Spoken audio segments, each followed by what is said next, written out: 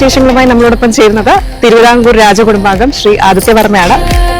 കൊട്ടാരത്തിലെ ഓണവും പുറത്തുള്ള ഓണവും തമ്മിൽ സാറിന് എന്തെങ്കിലും ഒരു വ്യത്യാസം തോന്നിയിട്ടുണ്ട്? കൊട്ടാരത്തിലെ വായും പുറത്തുള്ള വായും ഒന്ന് തന്നെയാണ്. ഇതിനകത്തുള്ള എല്ലാം ഒരു 80 വർഷത്തിൽ കൂടുതലാണ് നമ്മൾ ഒഴിച്ച്. മഹാത്മാഗാന്ധിജി ഇരുന്ന കാർപ്പറ്റാണിത്. ഈ കാർപ്പറ്റ് ഏകദേശം ഇവിടെ തന്നെയായിരുന്നു.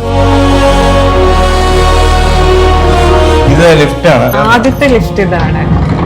കേരളത്തിലോ ഇന്ത്യയിലോ? കേരളത്തിലെ തിരുവിതാംകൂർ എന്ന് പറയാം. ഇവിടുത്തെ ഒരു കുട്ടിയുടെ ചായയല്ല.